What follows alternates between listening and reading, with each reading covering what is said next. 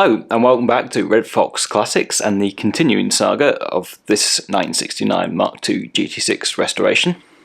Now, we've just been working on the inside of the rear wheel arch on this side of the car, but need some fresh panels to be able to continue. So, there are a few things that I can do, probably. The inside of this needs a new lip, and from the back to about here, I'm quite confident I can just put it in as is. At the front, it's possible this will need to go in or out a tiny little bit, which is going to affect where this fits. So I'm waiting for a new valance before I try and work on that. At the back, there's clearly some repair work needed here. So I've got to take all the paint off here and figure out what is going to be needed. So I'm going to start off and do that, and then probably go and work on the front wing.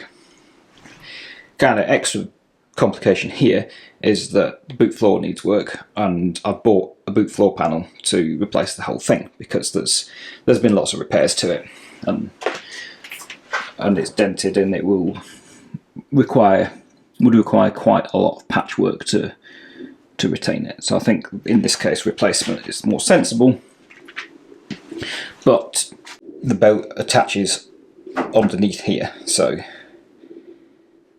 there's probably going to be some repair needed to the inner section, and when that's done the boot can weld to it, and it's all sort of, you've got to get it in the right order. But the first step is going to be finding out what's going on. So I'll get out the heat gun and strip off this area, and then we shall see what it looks like.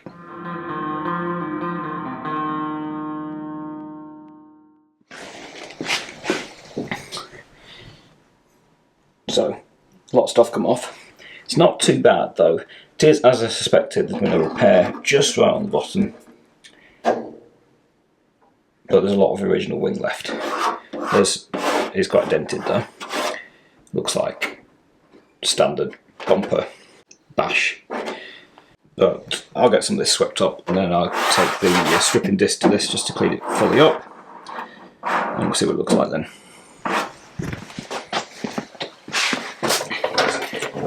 Okay, so I don't think this is going to show up very well at all on camera, but it's stripped, it's come up quite nicely. There's lots of little bits of pitting. I mean, you can see that from the paint. It must have been not prepped properly, because it's been stripped, and it must have been wet. So I think this is going to be a job for the spot blaster. I think this is exactly what the spot blaster is for. But I'm going to have to go around each of these and make sure it's not got any rust in it, otherwise my paint's just going to fall straight off again. Anyway, I've got a dent here. There's a big dent there, or double dent. Bit of a mess around the hole for the bumper mount, but we'll see what that comes out like once it's been had a bit of blast. There's another dent there, so I reckon the bumper definitely has been hit. This metal is cold. We've got a bit of rust damage down here, and then into where it's been previously replaced. And I think this might have been our gas welder, because there's definitely been several. You can kind of tell sometimes when looking at these cars the number of repairers there must have been, because there's different. You can pick out the different techniques. So we've definitely had gas welding on the rear valance and the other rear wing. This looks a bit like it might be as well. And it was MIG that was used to put on the cover sill. Anyway, it doesn't really matter. So we're going to have to cut off the bottom bit at least. And it's also up round here, it's starting to rot right at the edge as well. I'm hoping I can make a little piece there, just the tiniest amount into the rear of the wing. Anyway, getting ahead of myself a bit. What I'm first going to do is try and work out some of these dents.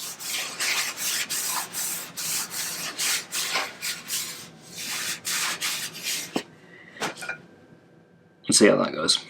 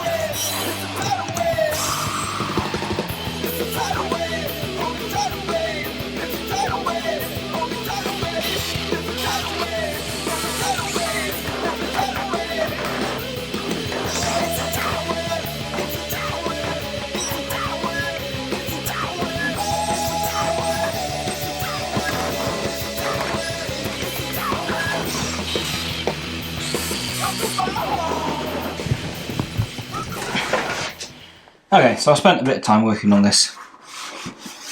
It's not perfect, but it's considerably better than it was. Now, part of the problem is when I'm trying to pull on dents, so I can't get my hand behind all the places I need to, so I've been using the dent puller. But when pulling, obviously the whole thing's just flexing. And the other thing is, obviously, there's going to have to at least be some welding along the bottom here, so there's going to be more distortion happening in this panel. So I've got it as good as I can for the moment, and then when we've welded it, then I'm going to have another go. And see, it seems to keep here. It feels low, and then I pull the dent out, and then it feels fine, and then it goes back again. So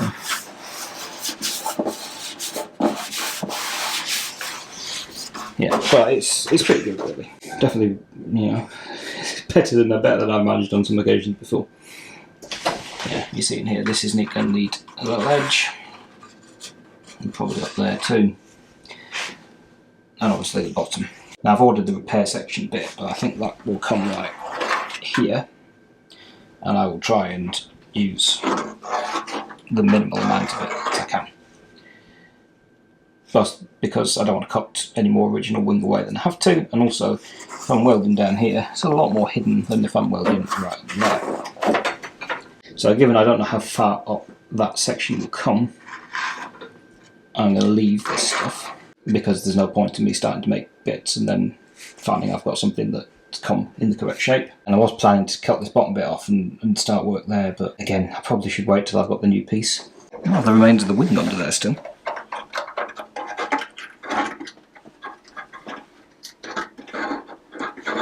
Not that they'd be usable, but anyway, I think I'll give this a rest. Regardless, I think I'm going to give this a rest, and I'll go and look at the front wheel arch.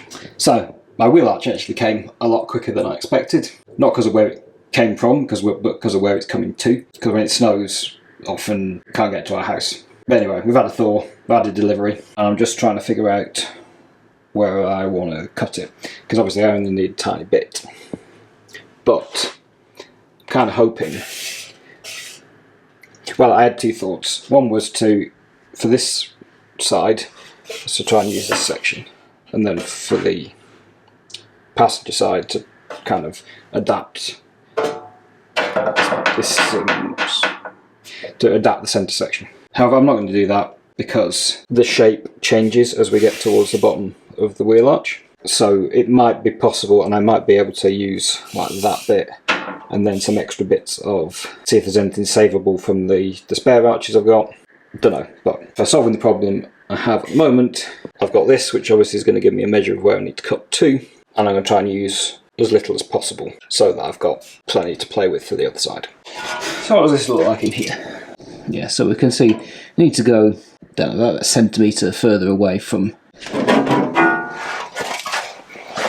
where this sits in here.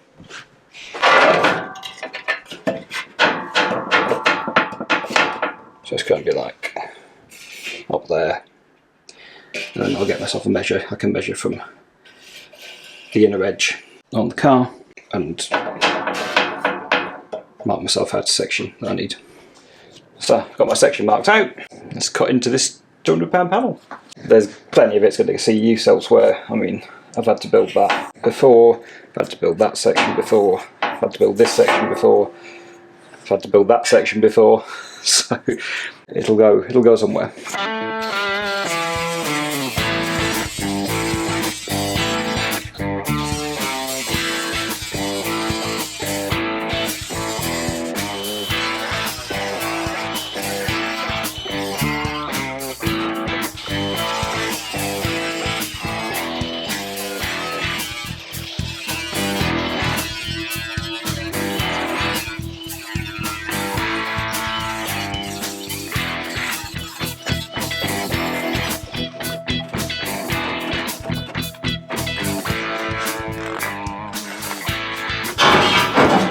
Okay, so it sits in reasonably well.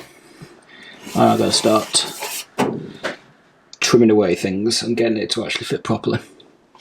As I suspected, it does go right through where I spot welded, so some redo to do there. Anyway, I'll get on with that and we'll have a look at it, well, somewhere in the middle. Well, that was an awkward cut to make. I couldn't see if I used the angle grinder. I couldn't get that in fully because the air hose was hitting the spring. So anyway, done a rough cut. I can now tidy the up a bit better, hopefully.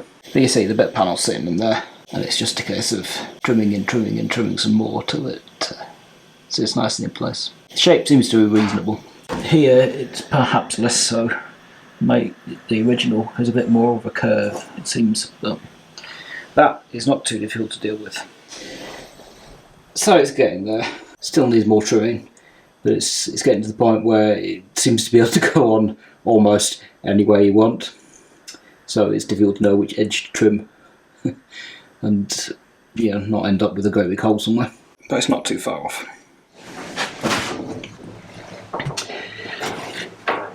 Well, this has been quite difficult to fit, so I'm going to do something different next time. But it does now fit in. I've got one clamp holding it, that's going to be enough, because I'm going to have to go along and manipulate it into place as I tack it. Part of that is because the replacement bit of wheel arch is not quite the same shape as the original from a pressing point of view, but also because of the way the roof sits. There's been extra weight and weld into these points, so that has distorted the perfect curve of the wheel arch ever so slightly. Anyway, just a case of welding in there, so that'll be the next job, and hopefully it won't be too horrendously awkward because I've got reasonable access. Well, I probably should take some of the stuff out of the car before I start welding about that. I've got this in and ready to weld. I've only got one clamp in because trying to clamp the whole thing in, it's just not going to happen. And it's actually easy. I find it easier this way. I've got it mostly held, and I've got some nice bits that will line up. So I've already lined up, especially along the back where my left hand is. And those I now get tacked in. That starts to hold it in place, and I then start to work around and get everything else lined up, tweaking it a little bit as I go. I may find I need to manipulate some of the welds as they go in, because as they heat up and they cool down, your metal's going to move a little bit.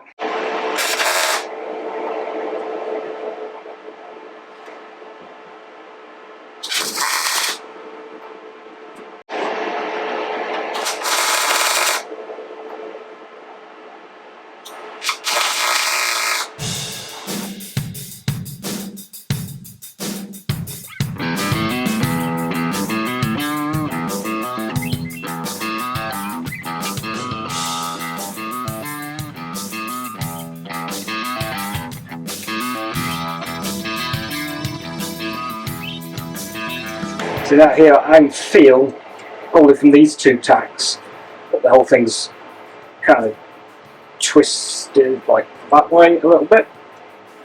So I'm going to see if I can reach and planish them a little bit.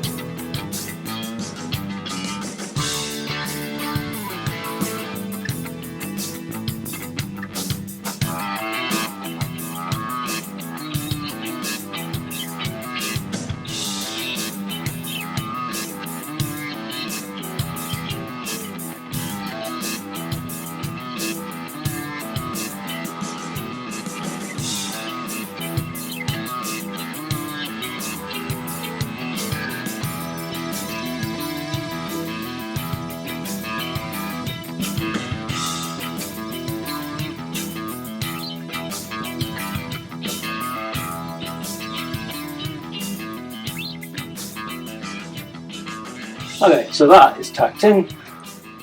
Took a bit of work.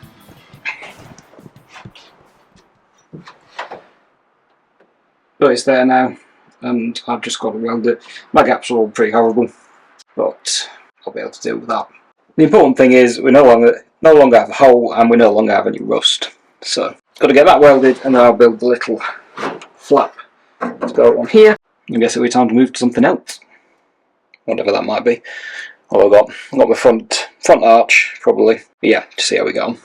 So that is now in. I mean, given how awkward this was, like every position to weld in was awkward and uncomfortable. It's actually come out okay. I got a little bit of some crappy inclusions on this far corner just now. Otherwise, we're looking pretty good. It's solid, and obviously it needs grinding, but I shall get on with that later. I've also noticed while standing in this area, this is looking a bit rotted perhaps, so I think before I move forward, before I forget about it, I'm going to clean off the paint in this area and see what's going on. I think I might go straight for hitting this with a blowtorch, because there's probably lead in here. It definitely is on the Spitfires.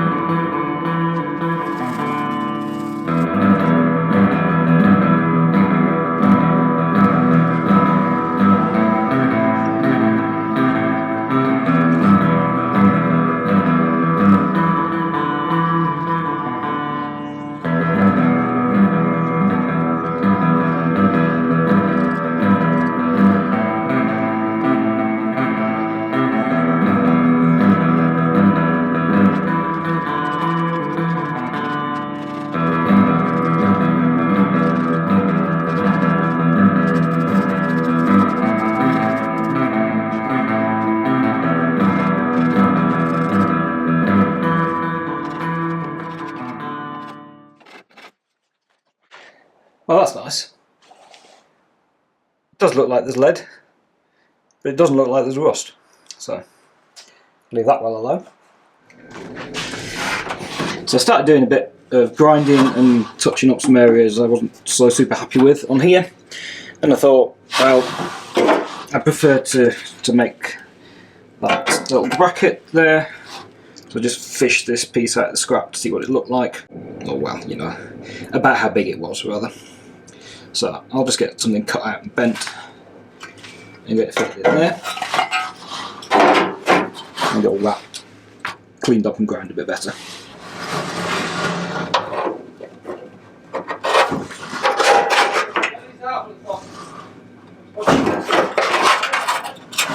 Okay, got that primed, that trimmed, so it's ready to go in. And while that's drying, I will go and do some more grinding. So I've been having a bit of clear up and a hoover out of the car because it got all full of, you know, bits of swarf and other sorts of muck. And also because I'm switching gears a little bit. So I have just heard, and I don't know what order this is all going to come out in, but I have just heard that my Herald is ready. Because if you've been following along with the channel for a while, you might know that I have a Herald 1360, and about 6 months ago someone ran in the back of it. So that's been off waiting to be, or being repaired / waiting to be repaired. It's been painted, it's been polished.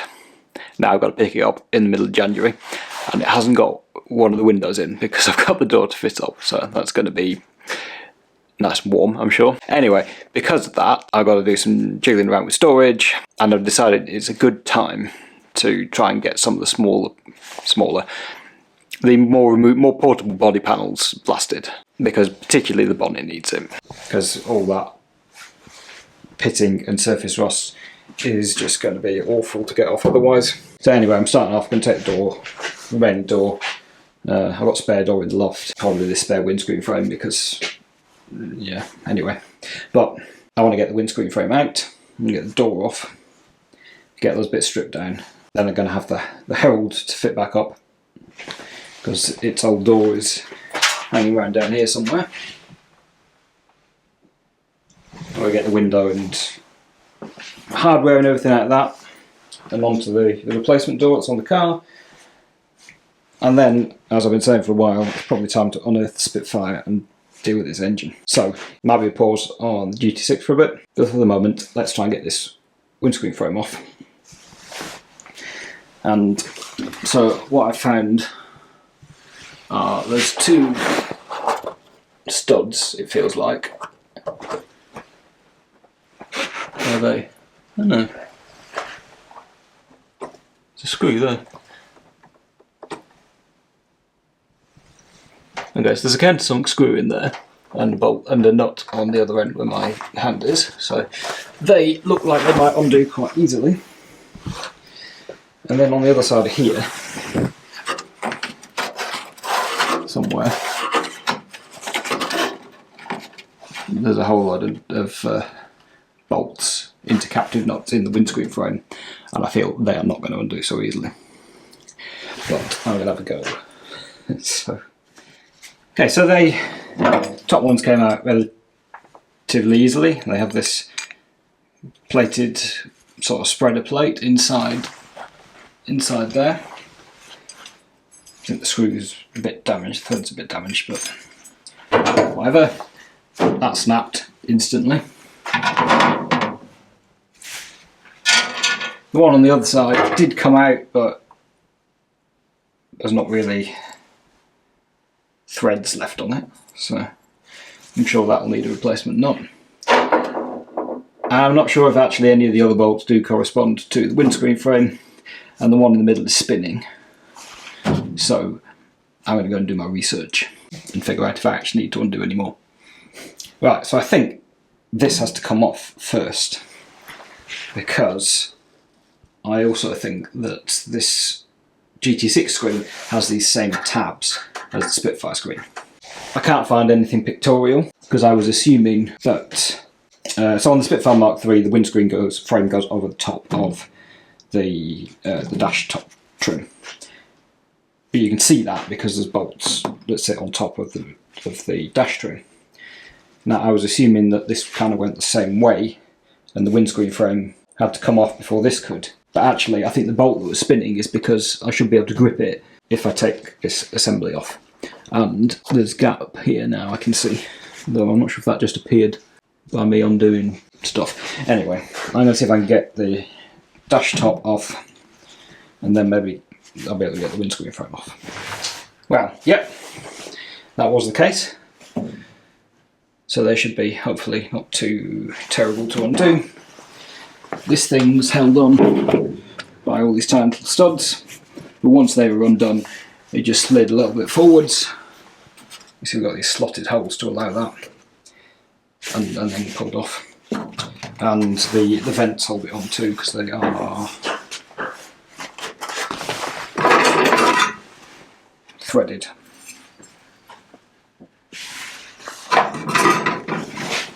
So yep, let's get those undone.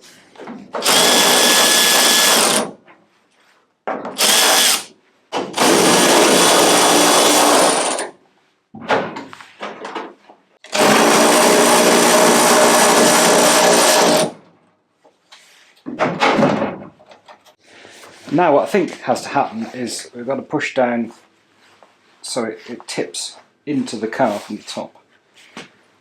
For 50 years of perished seals and paint, and I seem to they might make that hard.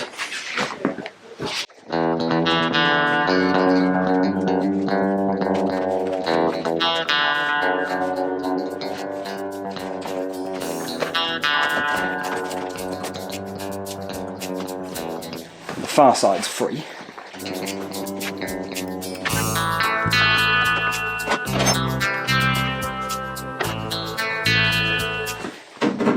Do gentle application of crowbar.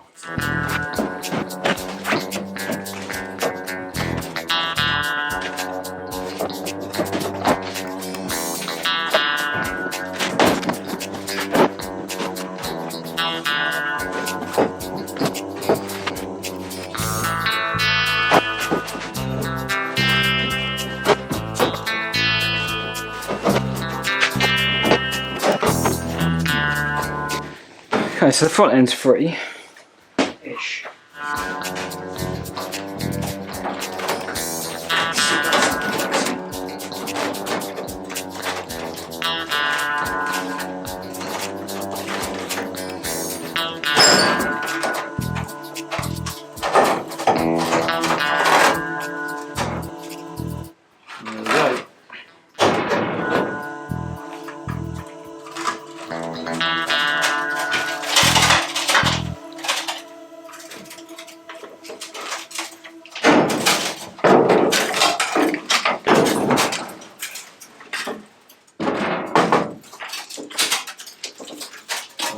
destroyed too.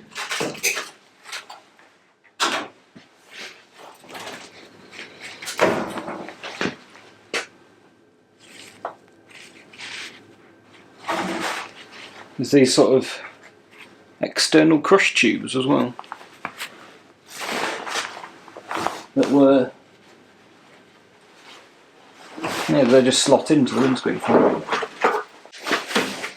Right, so on the Spitfire, this is where the hood latch would go. So these are going through a little extra plate welded over that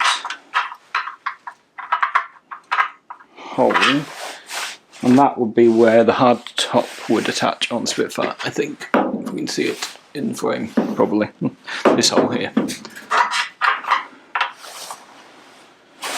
Anyway, that left side is a lot worse than I was anticipating.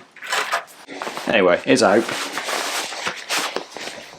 So I've been doing some boring stuff, sweeping up lots of bits of car that keep falling off of it. Straighten the masticky stuff off here. There's possibly, I need to clean that up, maybe there's a little bit of rust in here, but otherwise it's been quite good.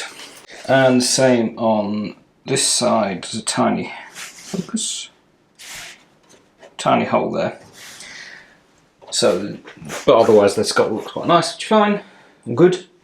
And I've been wrangling doors as well, because it's going to take some stuff to be blasted.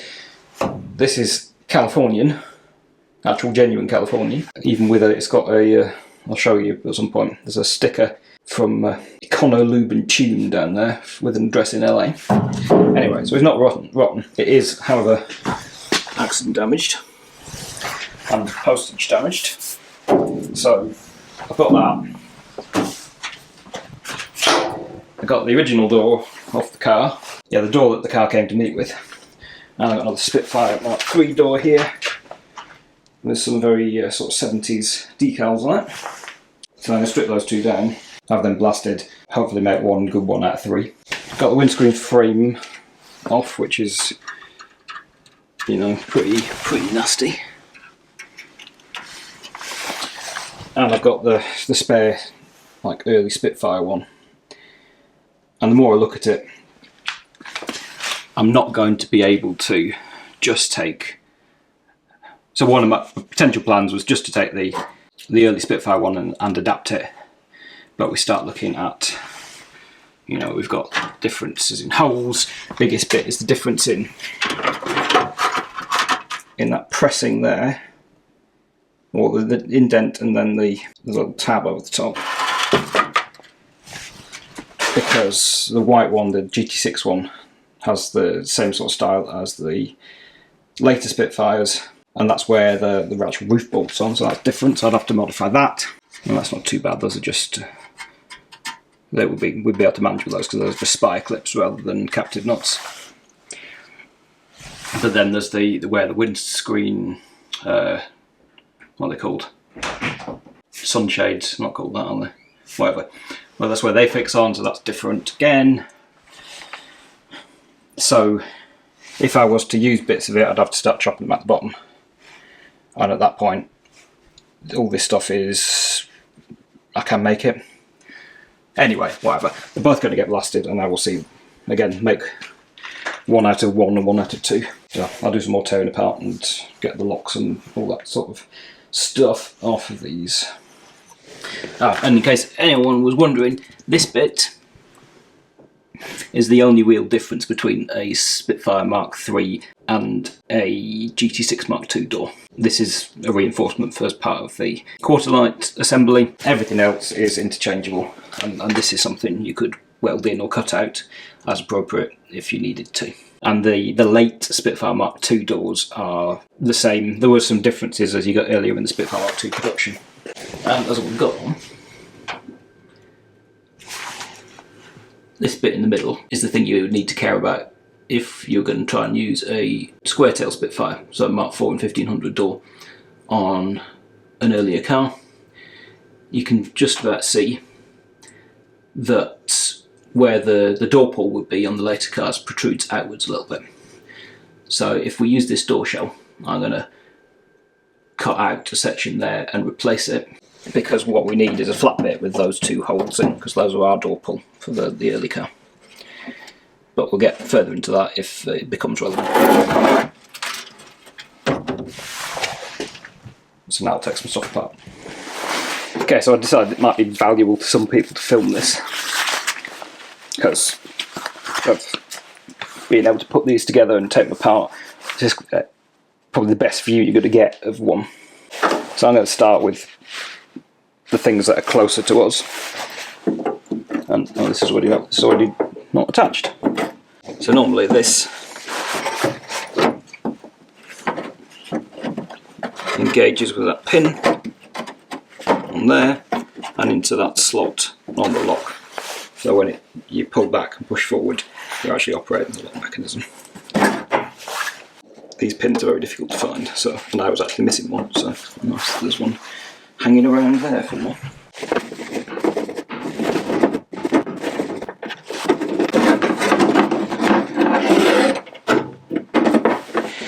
Right, now I should be able to take the window rails out, and these, if you take the car apart and it had a decent window fit, these are shimmed behind to bring the window, tilt the window in or tilt the window out of the car. So on the Spitfire, if it's good already, you want to make sure you match up the washers that go underneath each of these. See, that had one fairly chunky washer.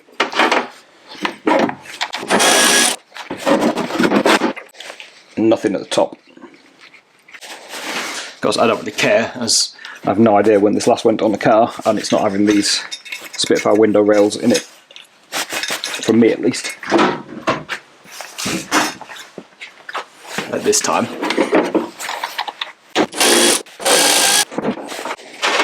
Same on the front, I think.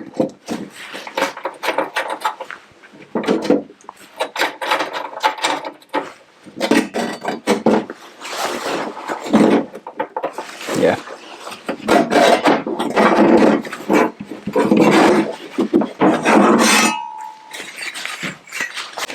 Now there should be enough space to take the whole window winder mechanism out.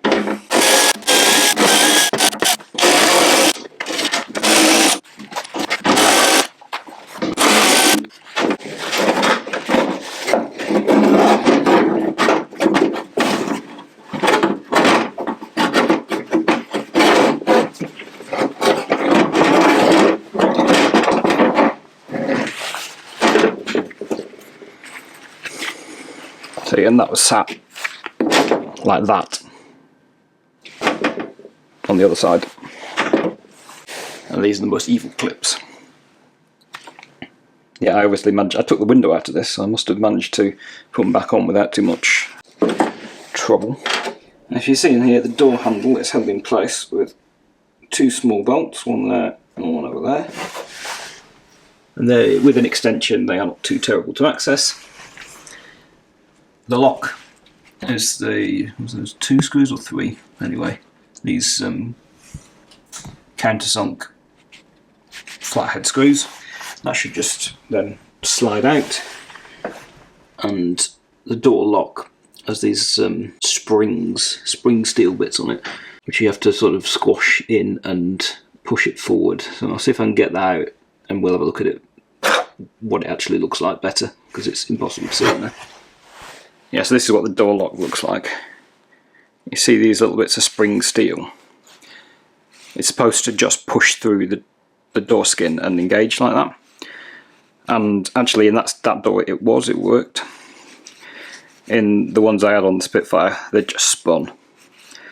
And I found the MGB Hive sells a kit to lock them on. It's like a big washer that goes across that section, another big washer, so a big sort of C-shaped washer, one that goes to the bottom, and this top one has some threaded holes through which 2 grub screws go, so you can slot that on and tighten it against the door face, and it holds it in place. So I'll be definitely getting a set of those again.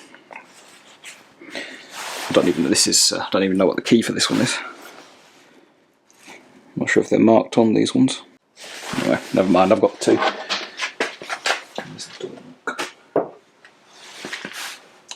Don't remember noticing this before as well. If you can see here, it's marked 270, so that's the second week of 1970 that this lock was made. So that probably puts the maroon car that door came off as a very early, like March, February, March sort of time. And I can't see the first number, but the 1968 is on the GT6's door, which again, well, we know that fits.